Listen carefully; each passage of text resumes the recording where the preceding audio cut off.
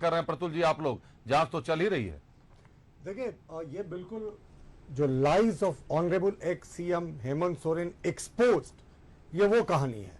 यानी पूर्व मुख्यमंत्री माननीय हेमंत सोरेन जी के जो झूठ है वो किस तरीके से एक्सपोज होते हैं। दस्तावेज तो झूठ नहीं बोलते।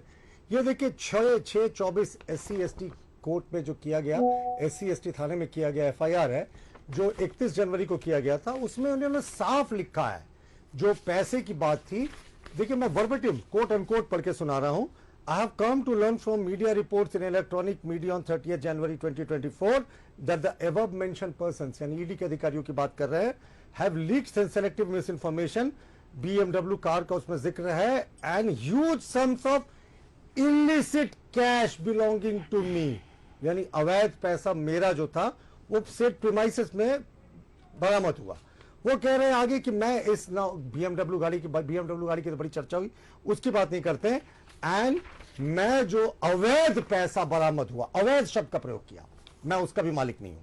और जो सबसे लास्ट का इंटरेस्टिंग स्टेटमेंट है अभिषेक, जिसमें वो कह रहे हैं कि ये जो पैसा है ये ईडी के अधिकारियों ने प्लांट किया है एक आदिवासी को बदनाम करने के। ये प्रतुल यादव नहीं, ये माननीय पूर्व मुख्यमंत्री हेमंत सोरेन के हस्ताक्षर से SC/ST थाने में किया गया FIR है। यानी उस पैसे को कह रहे हैं वो प्लांट किया गया है ईडी के अधिकारियों के द्वारा उनको बदनाम करने के लिए।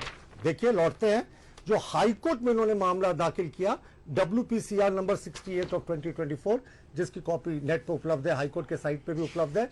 उसके पैराग्राफ 108 में वो स्पष्ट कह रहे हैं कि मेरे पेरेंट्स जो हैं वो बुजुर्ग हैं, भाई हम बुजुर्गों की इज्जत करते हैं, और उनको रेगुलर मेडिकल ट्रीटमेंट चाहिए और इसके लिए मुझे अपने घर में मेडिकल इमरजेंसी के लिए कैश रखना पड़ता।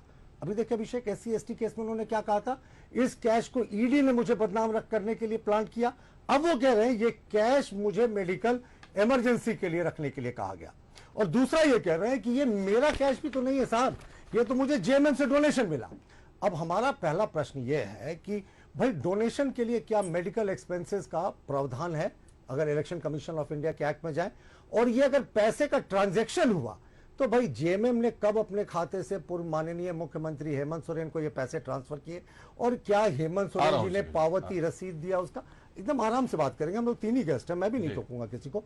तो क्या पावती रसीद है? देखिए ये साफ है, या तो ये सच है जैसा मैंने पहले भी कहा, या तो SC/ST केस में जो हेमंत सोरेन जी ने फैक्ट्स बताया कि ये पैसे को ईडी ने इलीगली प्लांट किया था उनके घर में, और उसके बाद ये कह रहे हाँ साहब पैसा मेरा, मतलब मेरे ही घर में था और उस पैसे को मैंने मेडिकल इमरजेंसी के लिए रखा था।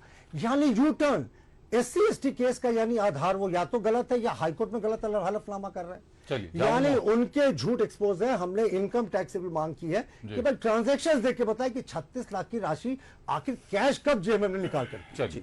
ऋषिकेश का रुख करते, लेकिन उसके